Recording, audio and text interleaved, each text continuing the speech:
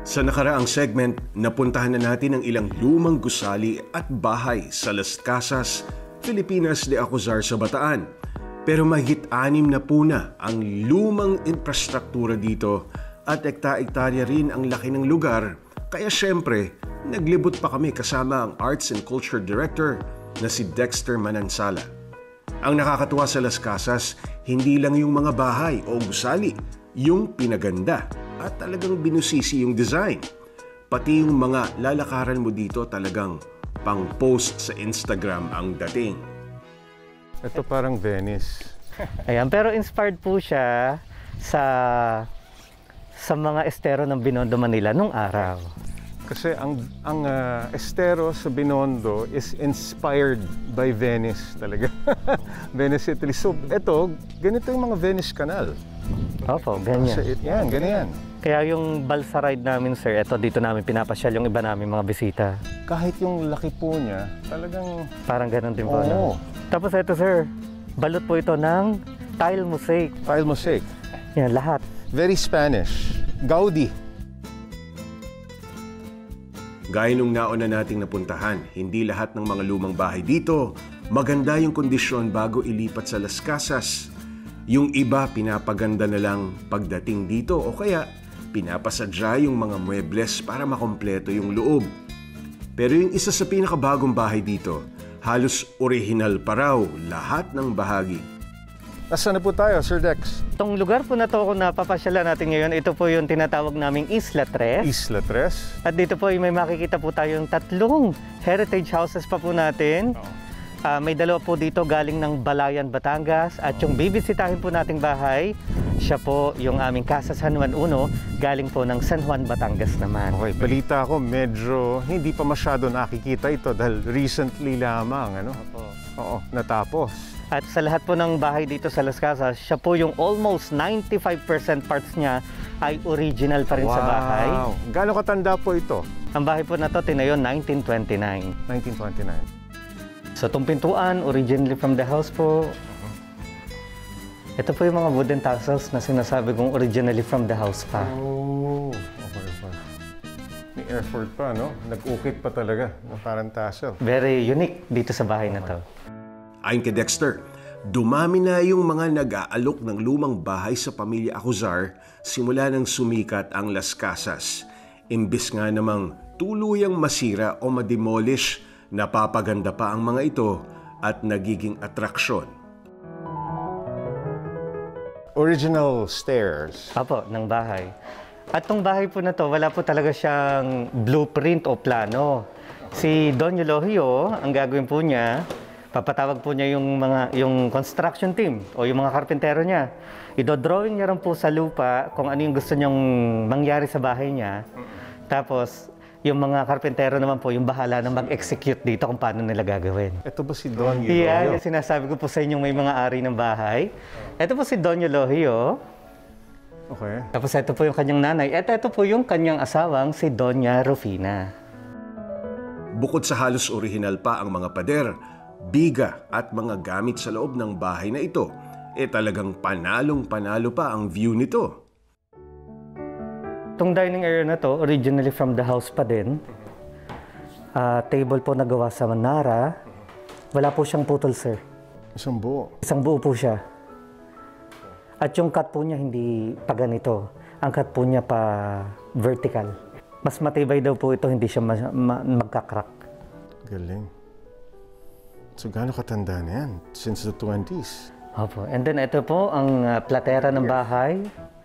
Pati po yung laman ng platera na to. Ito, mukhang original pa to. Original pa rin po. Yan, platera. Lahat po yan, originally from the house. Pero bukod sa pagiging hotel at tourist attraction ng Las Casas, isinusulong din ito yung pag-alaala sa importansya ng kasaysayan at tradisyon natin. At magandang halimbawa nito yung Hotel de Oriente, na isa sa mga kilalang luxury hotels sa Maynila nung panahon pa ng pambansang bayani na si Jose Rizal. Pagpasok pa lang talaga namang mapapabilib ka kung paano nila na-recreate yung mga detalye sa loob ng hotel. Ang isa po sa talagang napapansin po ng mga bisita namin dito ay yung tungkol po dito sa aming mga wood marquetry kung tawagin. Okay. Para po siyang wood inlay, gumagawa po sila ng iba't ibang imahe gamit po yung iba't ibang uri ng kahoy. At ang nakakatuwa pong impormasyon dito, hindi po kinukulayan yung kahoy. Natural colors po ng wood yung ginamit. Anong klaseng kahoy? Meron po diyang kamagong, Kamagong? may gemelina, red nara, yellow nara, batikuling, balayong, iba-iba. Mga kahoy na dito po mismo matatagpuan sa Pilipinas. Ito, artwork ito. Ito, tulad po Luna, nito. Juan Luna. Wood marquetry na hango po sa inspirasyon ng Spolarium Spolarium. ni Juan Luna. Ito po, ang mga gumawa po ng mga wood marquetry dito sa amin sa Las Casas ay mga kababaihan na taga dito mismo sa Bagak, Bataan. Ayon kay Dexter, pinilit daw ni Mr. Acuzar na maging handmade ang mga palamuti sa gusali. Bakit gusto ni Sir Jerry na ganun ka-detalyado ang mga bahagi ito ng structure? Minsan po na itanong ko sa kanya kung bakit lahat napansin ko gusto niya mano-mano. Mano-mano. Sabi niya po kasi nung araw, Dexter, wala namang makina. Lahat ginagawa sa kamay. Kaya ngayon, kung may gusto kong ipadagdag sa mga gusali o bahay dito, gusto ko gawin pa rin siya kung paano ginagawa yung mga bahagay nung araw na lahat gawa sa kamay. Mula sa mga artwork, hagdan, at sari-saring mga detalye ng hotel, makikita mong ginawa ito para sa mga may sinasabi sa lipunan noong mga panahong iyon. Noong 1892 nga raw, noong nasa Binondo, Maynila pa ang hotel, nag-check-in pa dito mismo ang ating bayani na si Rizal. Pero ang pinakamalaking atraksyon dito ay ang tinatawag na Manila Hall.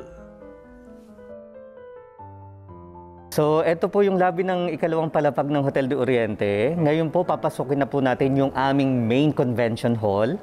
Manila Hall ang tawag niyo? Manila Hall po yung tawag. Okay. Anong magaganap ngayon? Ayan, dito po ay may mapapanood po tayo ngayong isang munting palabas na inihanda po ng Tribo Bagakenyo. Ito po yung palabas na tinawag naming Philippine Milestones. So, ipapakita po namin sa inyo yung ilan sa mga reenactment ng ilan po sa mga nangyari sa ating kasaysayan. Bayan kong ginigiliw! Ang mamatay ay ganap na pagka tahimik. Bego!